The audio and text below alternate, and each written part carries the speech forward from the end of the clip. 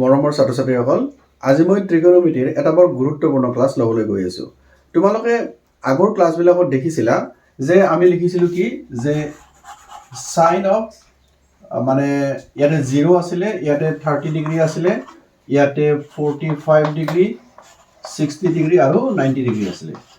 এইকেইটা কোণৰ মান আমি কি ধৰণে উলিয়াব লাগে মই তোমালোকক বাওঁ হাতখনৰ এই নিয়মটোৰে দেখাইছিলোঁ আৰু কেনেকৈ আমি প্ৰতিটো সংখ্যাক 4ৰে হৰণ কৰি পেলাই ওলাব লাগে তাৰো আমি মানে ট্ৰিকবিলাক দেখুৱাই দিছিলোঁ। চ' তোমালোকে যেনেকৈ সহজ পোৱা তেনেকৈ তোমালোকে মানবিলাক ওলাবলৈ চেষ্টা কৰিবা, কিন্তু আজি মই ক'ব গৈ আছোঁ ইয়াৰ লগত জড়িত আকৌ এটা নতুন কথা। তো এই যে মানবিলাক আছিল আমি কি পাইছিলোঁ, মই ডাইৰেক্ট ৰিজাল্টখিনি লিখি দিছোঁ, যিহেতু কেনেকৈ উলিয়াব লাগে অলৰেডি কোৱা আছে। চ' ৰিজাল্ট কেনেকুৱা হ'ব, sin 0 = 0, sin 30 half, sin 45 1/√2, sin 60 √3/2 আৰু sin 90 1। এইকেইটা আছিল আৰু ভেলু 0 ডিগ্ৰী, 30 ডিগ্ৰী, 45, 60, 90 ভেলু আছিল না। এতিয়া কছৰ কথা যেতিয়া ক'ম আমি কি কৈছিলোঁ যে cos 0 ডিগ্ৰী বুলি কোৱাৰ লগে লগে আমি সাইনৰ 90 মানটো লিখিব লাগিব। যেনে cos 0 ডিগ্ৰী বুলি কোৱাৰ লগে লগে সাইনৰ 90 অৰ্থাৎ 1, cos 30 বুলি কোৱাৰ লগে লগে মানে সাইনৰ 60 অৰ্থাৎ কি আছিলে √3/2, সাইনৰ 45 cosৰ 45 একে হ'ব, কাৰণ উল্টাকে যদি আমি হিসাব কৰোঁ তেনেহ'লে এইটো হ'ব কি 1/√2 হ'ব। cosৰ 60 ডিগ্ৰীটো কি হ'ব, সাইনৰ 30 সমান হ'ব, চ' এইটো 1/2 আৰু cosৰ 90 = সাইনৰ 0 ডিগ্ৰী = 0। আচ্ছা, এইখিনি কথা আমি টেবুলখন বনাওঁতে শিকিছিলোঁ যে উল্টাকৈ লিখিলেও হৈ যায়। এইখিনি কথাৰ ওপৰত বেছ কৰি আমি যিটো কথা শিকিব গৈ আছোঁ সেইটো এনেকুৱা যে সাইন অফ যদি আমি 30 ডিগ্ৰীৰ মান ওলাব লাগে, ডেট ইজ সাইন অফ 30 ডিগ্ৰীৰ যিটো মান সেইটো কাৰ লগত মিলিছে, cosৰ 60 ডিগ্ৰীৰ লগত মিলিছেনে? তেতিয়া আমি লিখিব পাৰোঁনে যে cos of 60 ডিগ্ৰী, পাৰোঁনে লিখিব এইটো যে সাইনৰ 30 ডিগ্ৰীৰ যিটো মান সেইটো cosৰ 60 ডিগ্ৰীৰ সমান। এইখিনি কথা যদি আমি ক'ব খোজোঁ কি জানানে, যে সাইন অফ 30 ডিগ্ৰীটোক আমি কি বুলি লিখিব পাৰোঁ যে 90 ডিগ্ৰী মাইনাছ 60 ডিগ্ৰী, হয়নে? যদি সাইন 30টোক আমি সাইনটো সাইনৰ জেগাতে থাকি গ'ল, 30 ডিগ্ৰীক আমি কি লিখিব পাৰোঁ 90 মাইনাছ 60, অৰ্থাৎ আমাৰ যিটো সমকোণী ত্ৰিভুজ আছিল এনেকুৱা আছিল নে? এনেকুৱা আছিল। এইটো যদি 30 ডিগ্ৰী হয় এইটো কোণৰ মান কিমান হ'ব চোৱা, এইটোতো 90 ডিগ্ৰীয়ে আছে, এইটো 90 গুচি গ'লে বাকী দুটাৰ যোগফল নিশ্চয় 90 ডিগ্ৰী হ'ব। তো এইটো যদি 30 ডিগ্ৰী হয় এই কোণটোৰ মান কিমান হ'ব, আমি কি লিখোঁ যে দুইটা কোণৰ যোগফল 90 ডিগ্ৰী হ'ব লাগিব, চ' এইটো কোণ = 90 ডিগ্ৰী মাইনাছ 30 ডিগ্ৰী হ'ব। পাইছেনে বুজি? চ' ইয়াত সেনেকুৱা ধৰণৰ কনচেপ্টবিলাক আমাক লাগিব। তো কি কৰিম ইয়াতে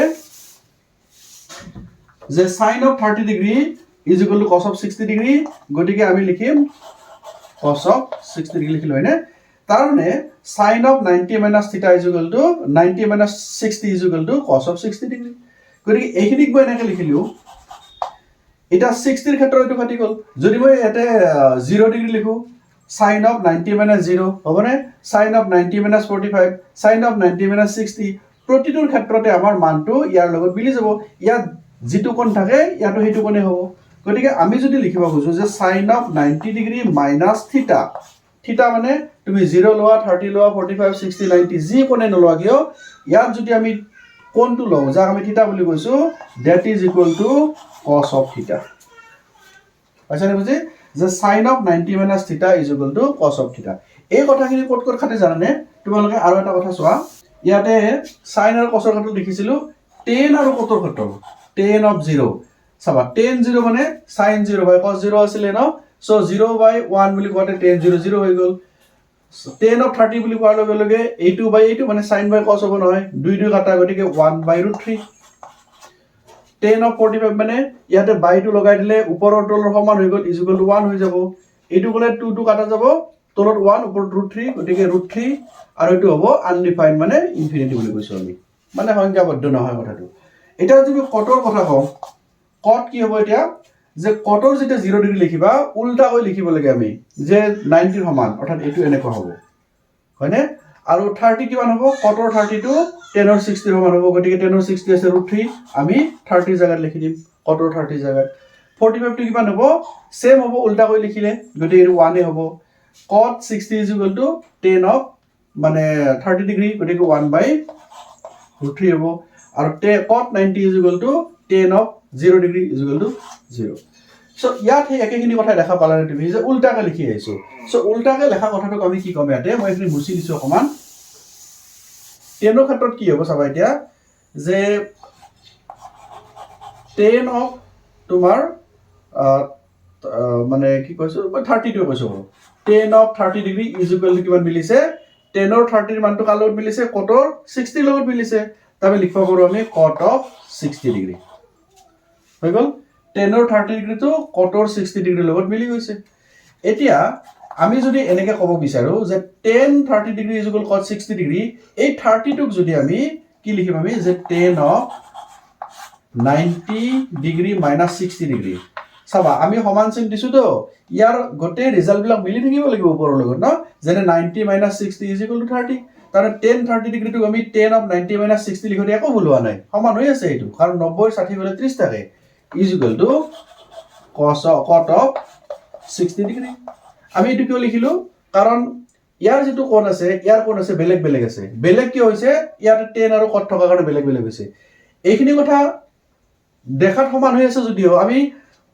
এই যেটো কোণ cot of 60 degree এটা সমান ভাবে কৰিছো আগতে 30 60 সমান নাছিল এইবাৰ আমি সমান মিলাব খুজিছো তাৰ আমি এটা ক'ব পাৰিম কি আগৰ নিচিনা হয় tan of 90 minus 60 is equal to cot of 60 মানে tan of any degree 90 minus theta এটা যিকোনো কোণ যদি হয় তেনেহলে ইয়াটো cot of theta হৈ যাব এনেকৈ আমাৰ ফৰ্মুলা বিলাকৰ ডেভেলপ হয় পাইছানে বুজি যে tan of 90 minus theta is equal to cot of theta উল্টাকে লিখিলে cot of 90 minus theta also equal to tan theta হ'ব কথাখানি একেটাই হ'ব tan of যেনেকৈ কৈছিল উল্টাকে লিখা cot ক আমি এনেকৈ উল্টাকে লিখা কথা ক'ব পাৰো গতিকে tan of 90 minus theta is equal to cot theta আৰু cot of 90 minus theta বুলি ক'লেও tan theta হ'ব তো এই ফৰ্মুলাটো আমাক এতিয়া লাগিব মই লিখি দিছো তোমালোকে চোৱা আৰু কিতাপত দিয়া আছে ভালদৰে বুজি লবা কি দিছো আমি যে sin of 90 degree minus theta theta টো a লিখা থাকে b লিখা থাকে কোনো কথা নাই কোন এটা যিকোনো হলে হল ধৰি লবা কোন sin of 90 minus theta is equal to cos theta থাকিব মনত তাৰ পিছত আহিল কি যে sin cos আৰু যদি cos টো লিখো আমি cos of 90 minus theta is equal to কিমান হ'ব sin theta হ'ব একে কথা উল্টা ন তাৰপিছত কি লিখিম আমি sin ৰ লগত যেনেকৈ cos টো উল্টা হৈছিল এবাৰ কি হ'ব আমাৰ tan ৰ লগত tan of